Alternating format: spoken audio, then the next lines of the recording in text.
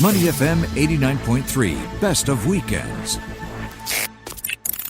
Joining us now, Steve Okun on the line, Senior Advisor, Mclarty Associates. Steve, great to have you on. What are you seeing on the TV this morning that is of interest to you? One or two things? Beyond all the dancing, of course. I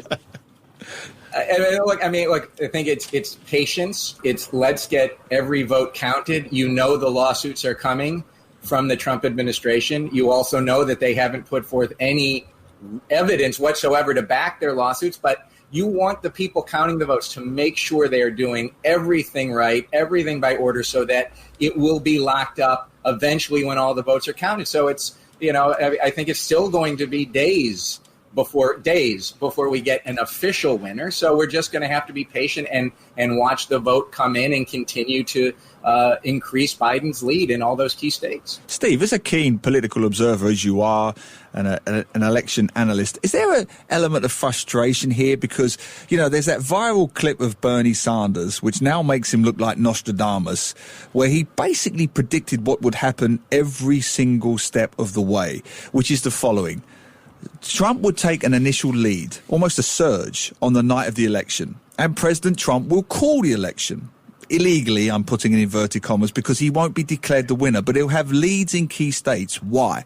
Because history shows, and this election has definitely showed, that the majority of Republican voters, for all kinds of reasons, tend to vote on the day itself. Maybe because of paranoia on the part of the Democratic base, but they were urged to get out early, vote early, mail in your ballots, vote early. That was an overriding message from the Democrats, and it came to pass.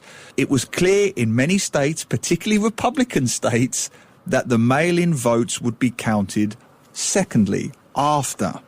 So what would happen is this.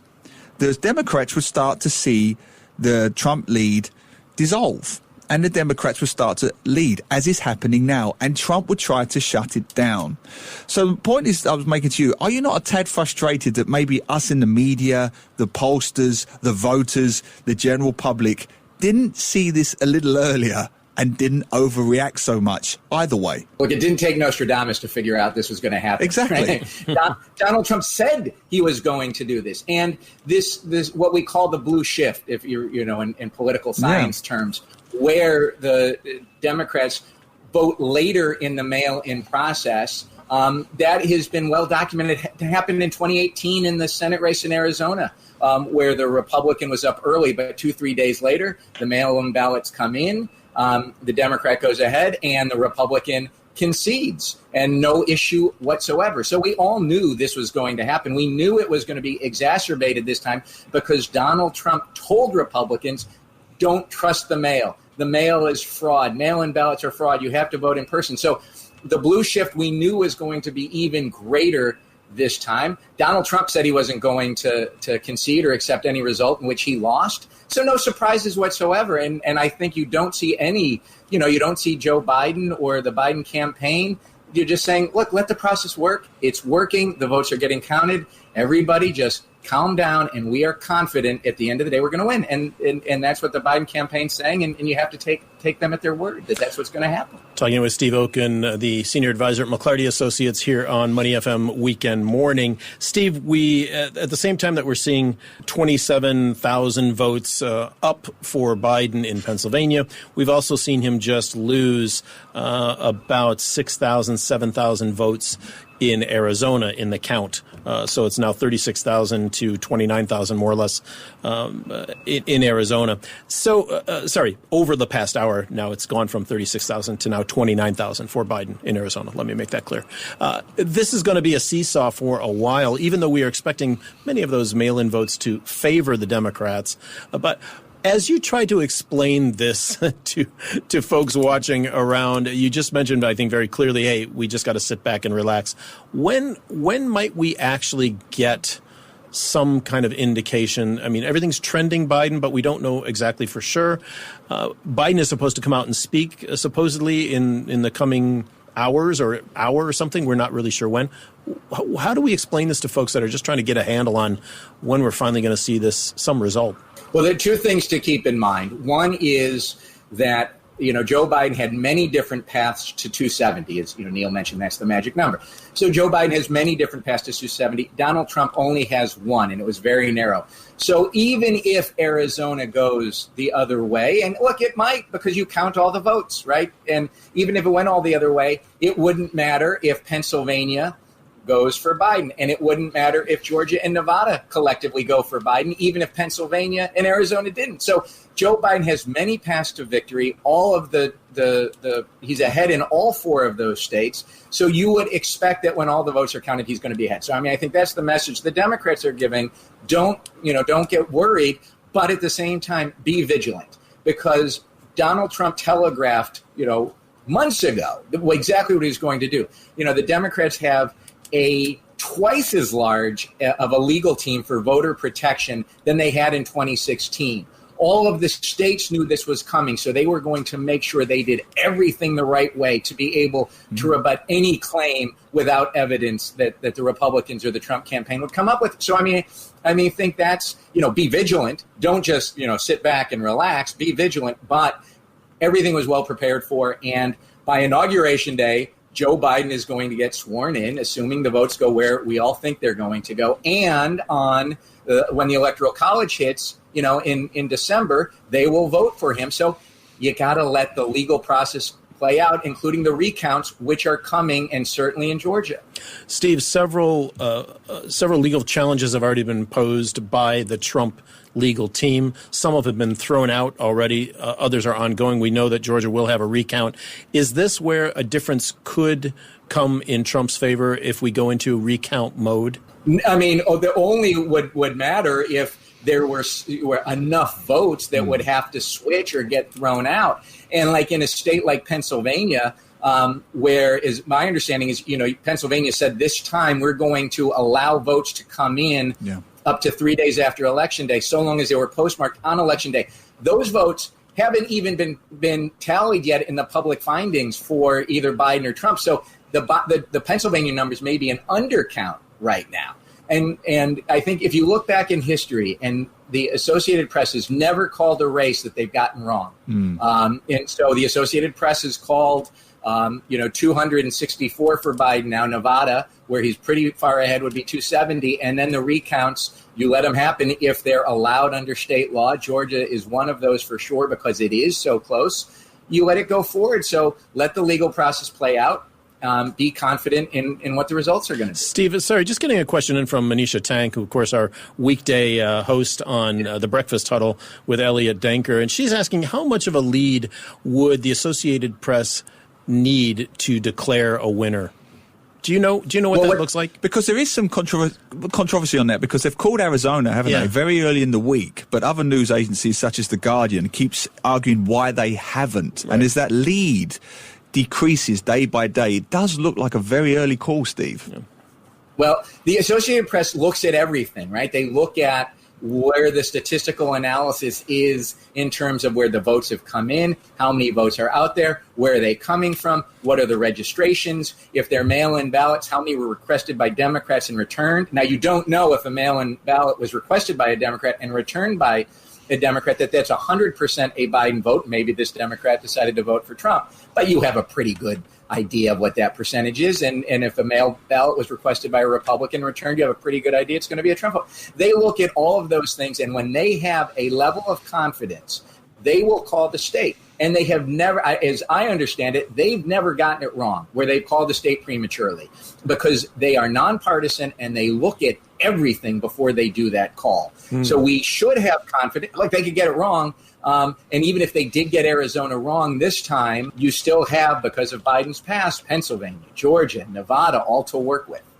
Are you surprised, Steve, in any way by the response from the GOP, the Republican Party, generally towards the president's false comments, declaring victory when it wasn't? Even several TV networks in the US, as you know, pulled away from the coverage and said, he's lying. None of this is correct. This is all factually incorrect. That's why we've pulled away from covering his speech.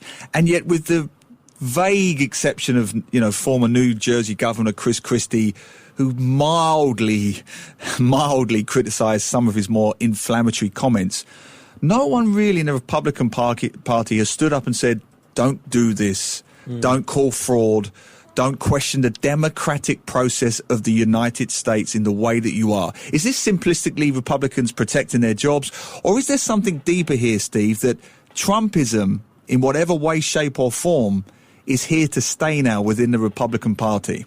Look, there's various hypotheses, and you can go a couple different ways. One of them might be, right, that you have candidates who are going to run in 2024, presumably run in 2024, who ran right and lost in 2016. Somebody like Ted Cruz, and so Ted Cruz is saying, look, there is an element of the Republican Party that is completely behind Trump, and you are going to need them to win. So today I will come out for Trump, and that way I will have them in 2024. And you've got, so some of this may be just political posturing. It's dangerous, and personally, I don't think you should be using political posture off of the democratic process. But some of it may be political posturing on some Republicans. You have other Republicans like Mitt Romney and Chris Christie who have said, look, if you are going to claim fraud, you better have evidence. You haven't had any evidence yet. So, put up or shut up. And then you had this, scenario of the constitutional crisis where you could have a Republican legislature in Pennsylvania sending an alternative list of voters to the Electoral College in conjunction, in different than what the Democratic governor would send based on the state vote. And the Republican legislature said, we're not going to do that. So you do have other Republicans come in saying we're not going to get into a constitutional crisis to save Donald Trump over these baseless allegations of voter fraud. So it's working itself out, and it's taking more time, and you're not having people stand up as they should, in my opinion, but it is starting to get there a little bit. Steve, we're seeing this little thing on most of the TV screens now saying that Biden is expected to speak soon. Given the fact that we can't necessarily declare a winner at this point, and what would we expect him to say at this particular moment in time, if in fact he does speak in the next hour or two? Well, if he does, I think it wouldn't be any different than what he has said the last time he spoke, which is we are confident. We let the process work out, let the votes get counted. We need to keep calm, but we are going to be aggressive in defending against any baseless allegation. And I think, he will also, say what he has said all along, which is that while he ran as a Democrat, he will govern as an American. And I know on your segment with Blair, you talked about this a bit. And maybe when the heat comes down from the rhetoric from the White House, it will tamp down some of these divisions that are very deep in the U.S. that need to get bridged. So I think you'll hear a reaching out as well. Do you think that reconciliation, which everybody in theory would want, will actually come to pass? Because when you think about what Trumpism really is, and it's been very successful for the Republican Party, it is built on division. Trump got elected in the previous election in 2016 by essentially saying, I'm going to drain the swamp. Look at Washington. Nothing ever gets done. It's permanently gridlocked. Look at the way you had Obama and Mitch McConnell, one in the Senate, one in the White House, back and forwards, nothing gets done. Ironically, is there a chance that it becomes a self-fulfilling prophecy again? Look at that. You've got Biden in the White House. You've still got Mitch McConnell in the Senate there, the majority leader.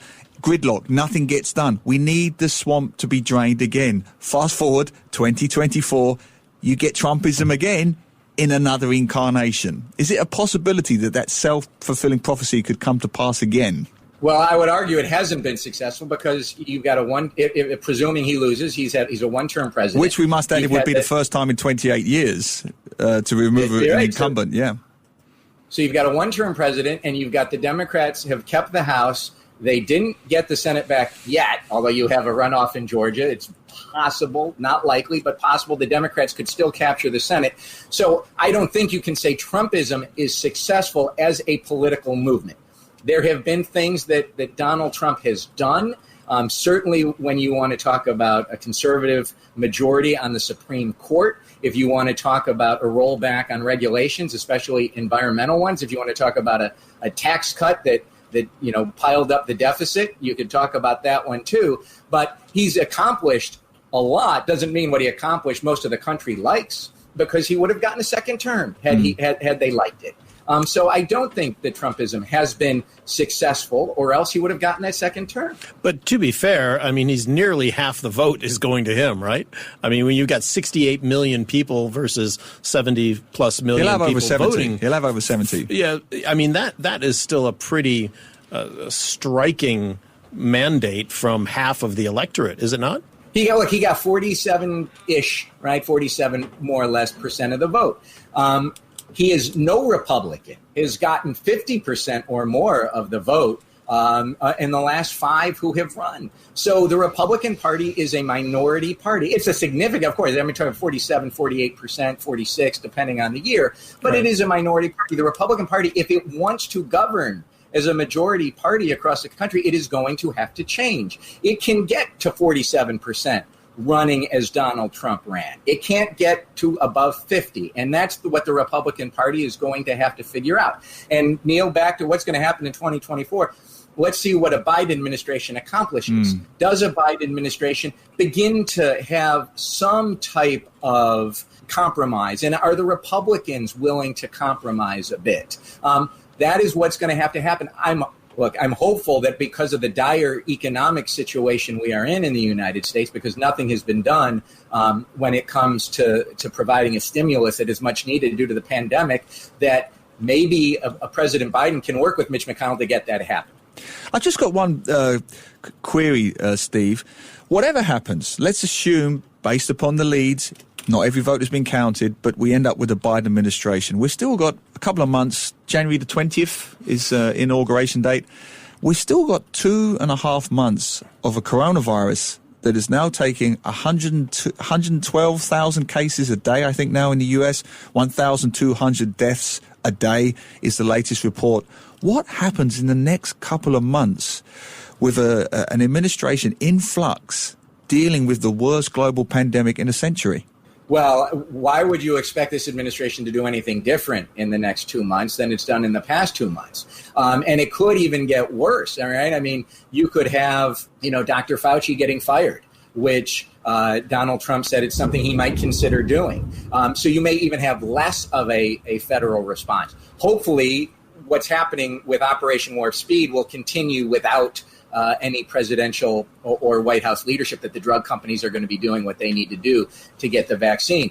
But I'm not hopeful that anything different is going to happen in the next 2 months. It hasn't happened in the past 8 or 9 months. And you could have more things happening. Donald Trump can put sanctions on countries in his foreign policy. He can issue more executive orders on immigration. The Supreme Court could overrule, the mandate on for pre-existing conditions on Obamacare. We are in a very dangerous 2 months with what might happen economically and foreign policy in the U.S. So we can't lose sight of that as every day we're going, it's another 1,000 votes in Arizona, or it's another, another 2,000 in Pennsylvania. It's a great point that not enough news agencies, I think, are making. You've still got 2.5 months where anything can happen. Yeah, Tricia Craig is coming in with a question saying, not to get ahead of ourselves, but if Biden wins, given the tightness of the race, would he go more centrist in his cabinet appointments and appointments to the government to try to bring more people together? And given the lack of a Senate majority,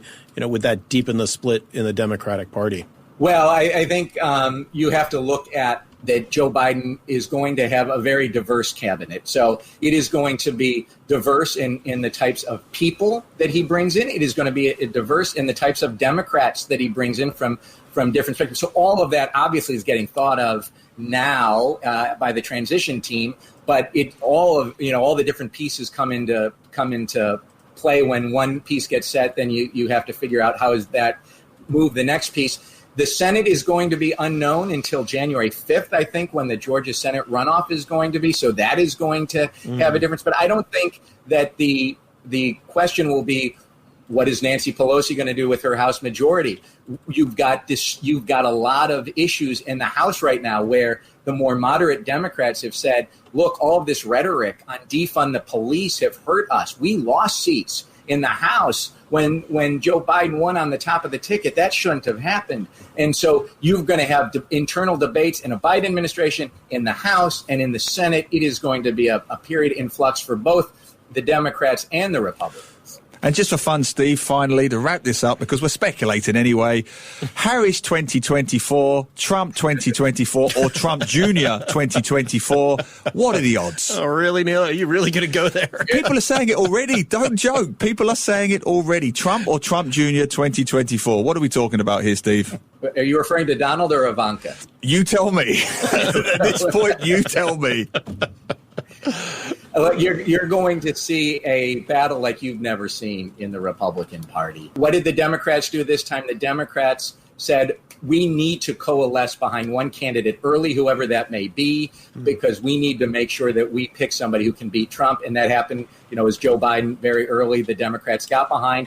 I don't see the Republicans saying, who can we pick early to go up against Biden or whoever the Democratic nominee would be in 2024. It is just going to be a massive, nasty fight in the Republican Party. You're going to see the politicians like, Cruz and presumably Rubio. You could have 3 people from Florida running, right? You could have Governor DeSantis, you could have Senator Rubio and Senator Scott, doing the Trump base versus a more moderate base. It's just going to be. I'll guarantee you, it will be a massively nasty intra-party primary process. That's a nice optimistic note to finish on.